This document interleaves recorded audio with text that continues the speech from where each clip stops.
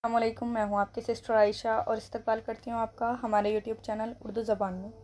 तो क्या हम आज पढ़ेंगे अपना सबक 11। दूर पास की किताब है हमारी, सबक 11 पढ़ेंगे।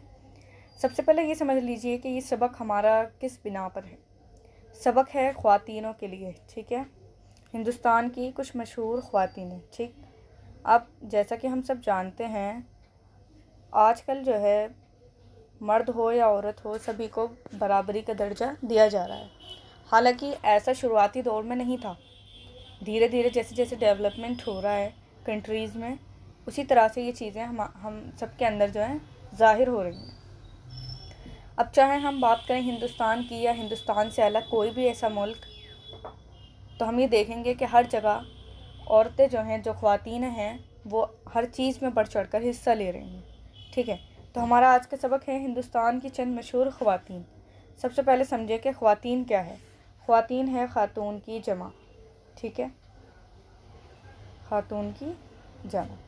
अब आगे देखें, तारीख़ गवाह है कि तमाम बंदिशों के बावजूद ख़वातीन ने हर दौर में नुमाया कारनामे अंजाम दिए हैं, ठीक है। तो ये कह रहे हैं कि हम सब ये जानते हैं, हमारी जो हिस्ट्री है, हमारी जो तारीख़ है, तारीख़ बोलते हैं हिस्ट्री को, ठीक है, हिस्ट्री। हमारी जो हिस्ट्री है या तारीख़ है वो इस बात की गवाह है कि हर दौर में, यानी आज के दौर की बात करें या किसी पुराने दौर की बात करें, ख़वातीनों ने हर जगह अपने कारनामे अंजाम दिए हैं, ठीक है। आगे देखें, सियासत की सूझबूझ हो या मैदान जंग में बहादुरी से लड़ना, फ़नून लतीफ़ा हो या शेर व अदब, खेल कूद का मैदान हो, हर जगह जो है ख़वातीनों ने अपनी सलाहियतों को लोहा मनवाया है। अब देखें, ये कह रहे हैं कि कहीं किसी भी आप फील्ड में चले जाएं, चाहे वो मैदान जंग हो, खेल का मैदान हो, शेर व शायरी का या अदब का कोई हिस्सा हो या सियासत हो, हर जगह हम क्या देखेंगे, ख़वातीनों ने अपने सलाहियतों का, यानी अपनी एलिजिबिलिटी का जो है लोहा मनवाया। लोहा मनवाना देखें एक मुहावरा है और इसका मायना होता है अपनी सलाहियतों को दुनिया के सामने ज़ाहिर करना या अपनी काबिलियत दिखाना, ठीक है। यहाँ कुछ ऐसी ही ख़वातीनों का ज़िक्र हमने इस सबक में जो है किया है, ठीक। आगे देखें, ऐसी ही ख़वातीनों का ज़िक्र किया जा रहा है। अब आगे देखें, पहले हमें ख़वातीन दी गई हैं ज़ैबुन्निसा बेगम। तो सबसे पहले ज़ैबुन्निसा कौन थी, इनके बारे में जान लीजिए। ज़ैबुन्निसा एक मुग़ल ख़ानदान से ताल्लुक़ रखने वाली एक मशहूर ख़वातीन थी। आगे देखें, मुग़ल ख़ानदान में नूर जहाँ के बाद जिस खातून ने शोहरत हासिल की, ज़ैबुन्निसा बेगम हैं। कौन है जिन्होंने नूर जहाँ के बाद अपनी जो शोहरत है वो हासिल की है, ज़ैबुन्निसा बेगम। वो आलमगीर की सबसे बड़ी बेटी थी और नहायत ही ज़ी इल्म खातून थी। ज़ी इल्म कहते हैं जिसको इल्म ज़्यादा हो, ठीक है, इल्म रखने वाला खातून थी। फ़ारसी में शेर कहती थी और मख्फ़ी इनका तखल्लुस था। देखें, मख्फ़ी क्या था, इनका तखल्लुस था, क्योंकि ये शेर व शायरी की शौकीन थी, जिस वजह से जब कोई भी शायर है वो अपना नाम इस्तेमाल करता है तो वो अपना असल नाम इस्तेमाल ना कर कर कोई ऐसा नाम चुन ले जिससे वो अपनी शेर व शायरी में उसका इस्तेमाल कर सके, तो उसे हम तखल्लुस कहते हैं। जैसे इनका तखल्लुस था मख्फ़ी। या हम देखें मिर्ज़ा गालिब और मीर तकी मीर, तो उनमें क्या है, मीर उनका तखल्लुस है, गालिब तखल्लुस है। इसी तरह से इनका जो तखल्लुस था वो था मख्फ़ी। आगे देखें, शेर गोई के अलावा इन्हें इमारतें बनवाने का भी बहुत शौक़ था। अब देखें, चूँकि हर इंसान के अंदर बहुत सारे शौक़ होते हैं, ज़रूरी नहीं कि एक ही शौक़ हो, तो उनको शेर व शायरी का शौक़ था, साथ ही उन्हें इमारतें बनवाने का भी शौक़ था। तो देखें इन्होंने क्या क्या इमारतें बनवाई हैं। इन्होंने ज़ीनतुल मसाजिद के नाम से एक शानदार मस्जिद तामीर कराई। नाम नोट कर लीजिए, ज़ीनतुल मसाजिद, ठीक है जी, तामीर करवाई। ये दिल्ली के मशहूर इलाके दरियागंज में वाक़ है, ठीक। अब देखें ये कहाँ वाक़ हुई, यानी कहाँ पर इसको तामीर किया गया, दिल्ली के दरियागंज इलाके में। आगे देखें, और इसे घटा मस्जिद के नाम से जाना जाता है, मशहूर है। ये मुग़लिया तर्ज़ तामीर का बेहतरीन नमूना है, यानी मुग़लों की तरफ से किया गया एक बहुत ही बेहतरीन कारनामा उनका, हम ये कह सकते हैं, उनकी तामीर की हुई एक जगह है, नमूना है उनका। अब आगे देखें, निशातुन्निसा बेगम। अब हमने एक ख़वातीन के बारे में पढ़ लिया, ये हैं हमारी दूसरी ख़ातून, ठीक है।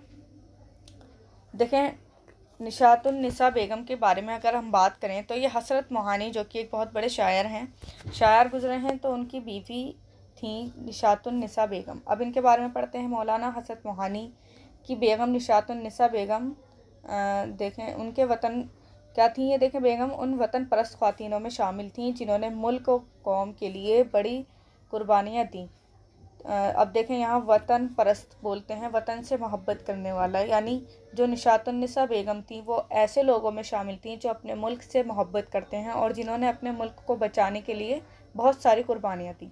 वो सियासी और अवामी जद्दोजहद के मैदान में 13 अप्रैल 1916 को इस वक्त उतरी जब इनके शोहर, ठीक है, मौलाना हसरत मोहानी को दूसरी बार जेल ले जाया गया। अब देखें ये कह रहे हैं कि ये आवाम के लिए जब लड़ी तो ये कब उतरी थी मैदान में? 1916 13 अप्रैल को। क्यों उतरी थी? क्योंकि इनके जो शौहर थे यानी हज़रत मोहानी जी, जब इन्हें दूसरी बार जेल ले जाया गया। आगे देखें, पर्दे की पाबंदी का लिहाज रखते हुए वो मौलाना के साथ सियासी जलसे जुलूस में शरीक होती रहीं, यानी इन्होंने जितने भी काम किए वो पर्दे के लिहाज से करी, ठीक है। ऐसा नहीं था कि वो बग़ैर पर्दे के या पर्दा ना करते हुए उन्होंने किसी भी तरह का जो है उसमें अपना हिस्सा लिया। उन्होंने पर्दे का भी एहतमाम बराबर किया और पर्दे की पाबंदी भी की। आगे देखें, इनके माली हालात जो थी वो कमज़ोर थी, यानी जो उनकी फ़ाइनेंशियल कंडीशन थी, जिसे हम कहते हैं पैसों की उनके पास कोई कमी थी, उसको बोलते हैं हम माली परेशानी या माली हालत जो थी वो कमज़ोर थी। और मौलाना जेल में थे। अब देखें, चूँकि उनके घर के अफराद या कोई घर का फ़र्द कोई जेल में हो तो सीधी सी बात है, और वो भी वो इंसान जो उस घर का सरबराह हो, तो घर में कोई ना कोई जो है फाइनेंशियल कंडीशन बिगड़ जाती हैं, ठीक है। आगे देखें, मौलाना जेल में थे, इन्होंने कभी मदद के लिए हाथ दराज नहीं किए, यानी हाथ दराज करना, किसी के सामने हाथ नहीं फैलाए, ठीक है, क्योंकि इन्होंने मदद भी की मौलाना हसरत मोहानी जी की मदद भी की और किसी के सामने कभी हाथ भी नहीं फैलाए। अब आगे देखें, किताब लास्ट लाइन देखें इसकी, किताब, अखबारात और साइल फ़रोख्त यानी ख़रीदना बेचने का जो काम है करके घर का ख़र्चा चलाया और मौलाना के लिए मुकदमात लड़ने का इंतज़ाम भी किया, यानी इन्होंने अपने घर का ख़र्च किन चीज़ों से चलाया? किताबें, अखबारात का जो है बेचना, ख़रीदना, फ़रोख्त करना, ठीक है, और मुकदमे के लिए इंतज़ाम करना, यानी चूँकि अब वो जेल में थे तो अब वो तो इन सब चीज़ों का इस्तेमाल नहीं कर सकते कि कहाँ कैसे किसको हायर करना है, किस वकील को हायर करना है, तो इन सब का जो इंतज़ाम था वो किसने किया? निशातुन्निसा बेगम ने किया। वो स्वदेशी, आगे देखें, स्वदेशी तहरीर के सरगर्म रुकन थी, यानी सरगर्म किसको बोलते हैं? देखें, जो जोश से भरा हुआ होता है ना, उसको हम बोलते हैं सरगर्म, या जोश में या मेहनती अगर हम कहें, है ना, रुकन थी, मेंबर थी। आगे देखें, और जब मौलाना ने अलीगढ़ में खिलाफत स्टोर कायम किया, यानी एक स्टोर इन्होंने कायम किया खिलाफत के नाम से, उसकी देखभाल भी निशातुन्निसा बेगम ने ही की। चूँकि हम बात कर रहे हैं ऐसी ख़वातीनों की जो मशहूर भी थी, साथ साथ बहादुर भी थी, और जिन्होंने दुनिया के सामने अपना लोहा भी मनवाया, यानी अपने आप को ज़ाहिर भी किया, तो उनमें से एक जो सबसे बेहतरीन खातून रही हैं वो निशातुन्निसा बेगम रही हैं, जिन्होंने पर्दे के लिहाज से सारे काम किए और अपने शौहर को बचाने के लिए भी इन्होंने इंतज़ामात किए, और अपनी जो माली हालत थी उनको देखते हुए सारे काम जो हैं अच्छी तरह से सरअंजाम किया। अब देखें, हिंदुस्तान के मुकम्मल आज़ादी के मुतालबे की हिमायत करने वाली वो पहली खातून थी, ठीक है।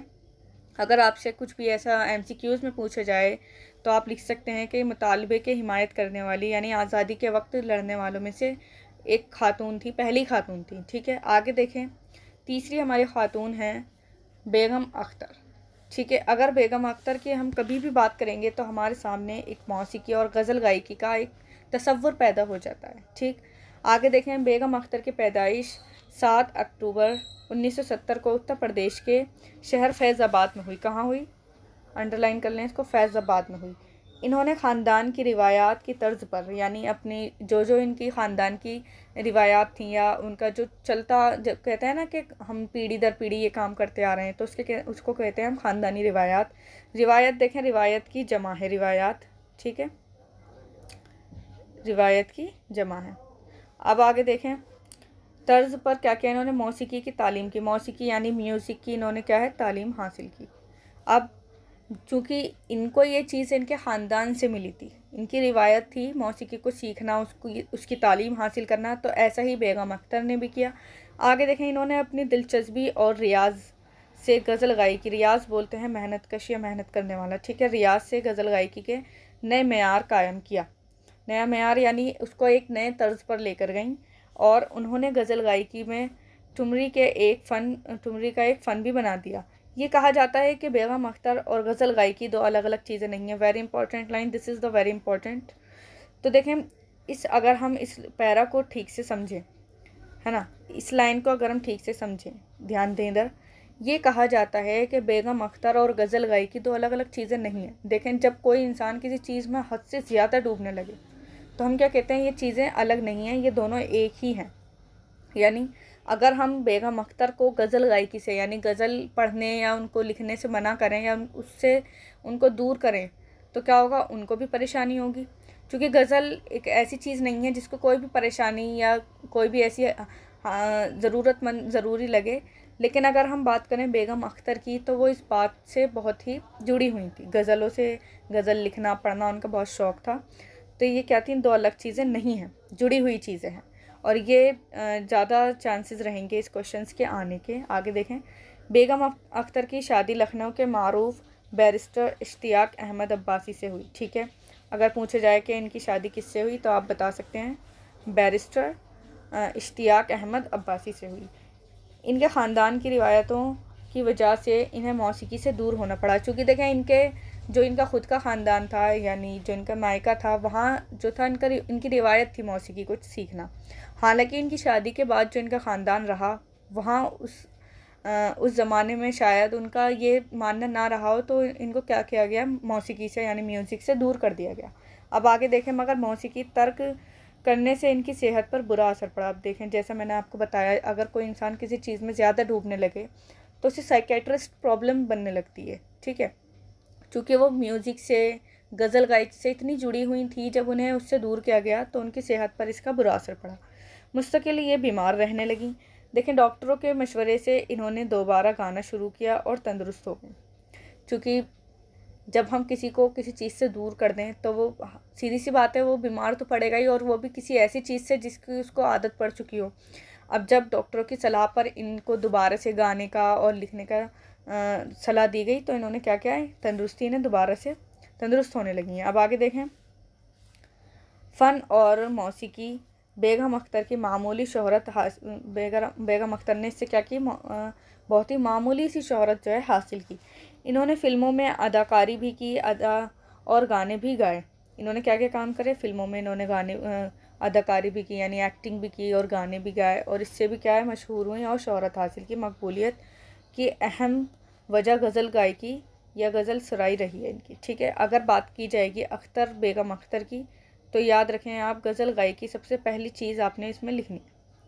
गज़ल और बेगम अख्तर दो अलग अलग चीज़ें बिल्कुल नहीं हैं। ठीक है, बेगम अख्तर के खिदमात के एतराफ़ में हुकूमत हिंद, यानी हिंद की जो हुकूमत है, यानी हमारे हिंदुस्तान की जो हुकूमत है, ने इन्हें पद्मश्री और पद्म भूषण के एजाज़ से यानी अवार्ड से इनको नवाजा गया। इनको शर्फ हासिल हुआ इन दो अवार्ड्स को, इन एजाज़ को जो इन्हें मिले। ठीक है, पद्मश्री और पद्म भूषण। याद रखें, इन्हें साहित्य नाटक अकादमी अवार्ड का भी वो भी इनको दिया गया, यानी कुल मिला के इन्हें 3 अवार्ड से नवाजा गया। पहला पद्मश्री, पद्म भूषण और साहित्य नाटक अकादमी का अवार्ड। ठीक है, आगे देखें, ज़िंदगी के आखिरी सांस तक मौसीकी से वाबस्ता रही, यानी मौसीकी से इनका ताल्लुक़ बना रहा। अहमदाबाद में गज़ल सराई के एक प्रोग्राम के दौरान इनकी तबीयत ख़राब हुई और इस बीमारी में ही वो 7 अक्टूबर 1974 को इस दुनिया से रुखसत हो गई। कब इनका इंतकाल कब हुआ, 7 अक्टूबर 1974 में। अब आगे देखें, इनकी आवाज़, लास्ट में देखें, इनकी आवाज़ और गज़ल सराई का इनका अंदाज़ जो है आज भी ज़िंदा है, यानी बेगम अख्तर और इनकी गज़ल गाने का जो अंदाज़ था वो आज भी कहीं ना कहीं ज़िंदा है। तो ये थी हमारी मशहूर ख़वातीनें। अब देखें, इनके सवाल जवाब की तरफ बढ़ें। सबसे पहले हमें दिए गए हैं अल्फाज मायने, तो इसमें देख लीजिए, ख़वातीन यानी खातून की जमा, लोहा मनवाना, लोगों को अपनी बहादुरी से कायल करना, जैसे मैंने आपको बताया था, अपने आप को मनवाना, लोगों के सामने ज़ाहिर करना, अपनी अहमियत का एहसास दिलाना, ज़ी इल्म यानी इल्म वाला या जिसको नॉलेज ज़्यादा हो, वाक़या होना, मौजूद होना, तर्ज़ तामीर यानी तामीर कराना। ठीक, वतन परस्त, मोहब्बत करने वाला, वतन से मोहब्बत करने वाला, हाथ दराज करना, हाथ फैलाना, लोगों से मदद मांगना, सीधी बात कहें तो लोगों से मदद मांगना, फ़रोख्त करना यानी बेचना, मुकदमे की जमा। देखें, ये अक्सर ऐसे ही जो हमें सबक में दिए जाते हैं ना, ये चीज़ें अक्सर वाहिद जमा में एग्ज़ाम में पूछी जाती हैं। सरगर्म, मेहनत, मेहनती या जोश से भरा हुआ। आगे देखें, रुकन, मेंबर, मुतालबा, मुतालबा देखें तलब करने वाला, ठीक है। रिवायात, रिवायत की जमा। तर्ज यानी तरीके का, किस तरीके से यानी किस तर्ज पर उन्होंने ये काम किया, ठीक है, उसको हम बोलते हैं तरीका या तर्ज। रियाज बोलते हैं, रियाज आमतौर से हमने बहुत से लोगों का नाम भी होता है रियाज, तो उसका मायना होता है मेहनत, या अगर किसी इंसान के नाम है तो मेहनत करने वाला इंसान हो गया, ठीक है। मश्क करना। मारूफ यानी मशहूर, नामी गिरामी। गैर मामूली चीज़ें, खिदमात। बाकी हमें सारी जो है अल्फाज मायने दिए गए हैं। बढ़ते हैं अपने सवाल जवाब की तरफ। देखें, पहला हमें दिया गया है, यहाँ पर देखें, ज़ैबुन्निसा बेगम कौन थी। तो देखें, ज़ैबुन्निसा बेगम मुग़ल ख़ानदान की मशहूर ख़वातीन थी। तो आप यहाँ लिख देंगे मुग़ल ख़ानदान की, एक मिनट,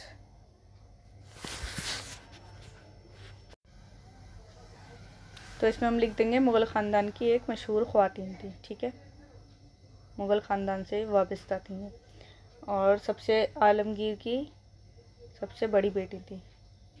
तो इसका आंसर हमें फर्स्ट पैरा में मिल जाएगा, ठीक है, आलमगीर की सबसे बड़ी बेटी, यहाँ हम लिख देंगे। और अगर आप देखना चाहते हैं तो मैं आपको इसमें दिखा सकती हूँ, रुकिए। तो हमारा फर्स्ट आंसर हो जाएगा मुग़ल ख़ानदान में नूरजहाँ के बाद, या इसे स्किप करके आप लिख सकते हैं नूरजहाँ के बाद जो जिसने शोहरत हासिल की है वो बेगम निसा थी, ज़ैबुन्निसा आलमगीर की सबसे बड़ी बेटी थी। तो यहाँ तक आपका पहला आंसर हो जाएगा, ठीक है। इसके अलावा हमसे कुछ और नहीं पूछा गया है, सिर्फ इतना ही हमसे पूछा है ज़ैबुन्निसा बेगम कौन थी। तो सिर्फ आप यही बताएंगे, एक मशहूर ख़वातीन, मुग़ल ख़ानदान से वाबस्ता ताल्लुक़ रखने वाली और आलमगीर की सबसे बड़ी बेटी। आगे देखें, सबक नंबर सवाल नंबर 2 में देखें क्या दिया गया है हमें। सवाल नंबर 2 में हमें दिया गया है, ज़ैबुन्निसा ने कौन सी मस्जिद तामीर कराई, ये कहाँ वाक़ हुई। इसका आंसर भी हमें ऊपर मिल जाएगा। पहले तो आप इसमें लिख देंगे ज़ीनत मसाजिद के नाम से, ज़ीनत अल मसाजिद, ठीक है, अल मसाजिद के नाम से इन्होंने मस्जिद बनवाई। और कहाँ पे ये वाक़ कहाँ हुई, दरियागंज में, दिल्ली के मशहूर इलाके दरियागंज में, ठीक है जी। ये हो गया हमारा सवाल नंबर 2। आगे देखें, सवाल नंबर 3 में हमें दिया गया है,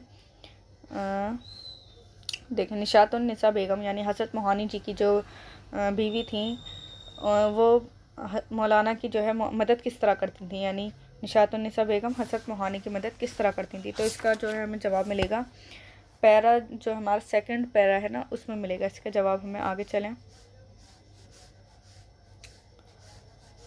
जी, यहाँ देखें, इनकी माली परेशानी यानी जो माली हालत थी वो कमज़ोर थी, तो उन्होंने मदद किस तरह की, उनको जेल से छुड़ाने के लिए उनके लिए इंतज़ाम किया।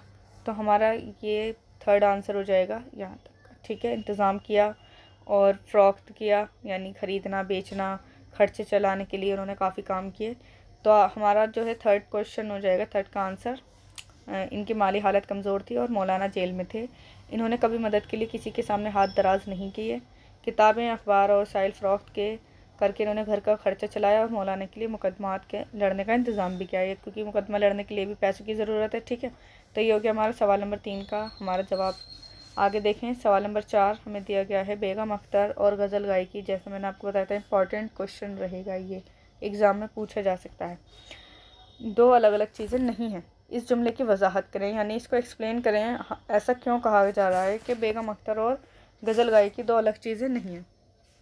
तो हमें सबसे पहले अपने पैराग्राफ जो था हमारा अख्तर वाला, बेगम अख्तर वाला, तो उसमें हम देखेंगे जी, यहाँ से देखें, गज़ल गायकी, ठीक है। तो हम यहाँ से लिखेंगे इसे, ये कहा जाता है कि बेगम अख्तर और गज़ल गायकी दो अलग अलग चीज़ें नहीं हैं। क्यों कहा जाता है, क्योंकि ये बचपन से ही इन्होंने तालीम जो हासिल की वो किसकी की थी, मौसीकी की, और गज़ल गायकी इनका शौक़ था, ठीक है। तो आप लिख सकते हैं, गज़ल गायकी का तो एक नया मेयार कायम किया, किसने किया था, बेगम अख्तर ने। तो आप यहाँ से लिख सकते हैं, इसका आंसर हो जाएगा आपका, ठीक है, आंसर नंबर 4। और मौसीकी की तालीम हासिल की, तो आप इसमें आप अपनी तरफ से बनाकर भी लिख सकते हैं और जो चीज़ें आपको बताई गई हैं वो भी लिख सकते हैं। ठीक, अब आगे देखें, सवाल नंबर 5 दिया गया है हमें, बेगम अख्तर को हुकूमत हिंद की तरफ से किन किन एजाज़ से या कौन कौन से एजाज़ से इनको नवाजा गया। तो पहला आप लिख देंगे पद्मश्री, ठीक है, पद्मश्री हो गया पहला। दूसरा हो गया हमारा पद्म भूषण,